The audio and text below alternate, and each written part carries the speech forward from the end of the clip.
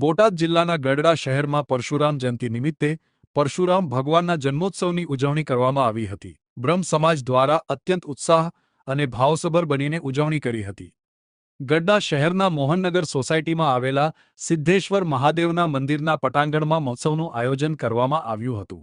વિધિવત પ્રમાણે પ્રારંભ થયો હતો અને સાધુ સંતોએ ઉપસ્થિત રહીને ભગવાન પરશુરામના જીવન ચરિત્ર ઉપર પ્રકાશ પાડ્યો હતો, જેમાં બ્રહ્મ સમાજ મોટી સંખ્યામાં ઉમટી પડ્યું હતું.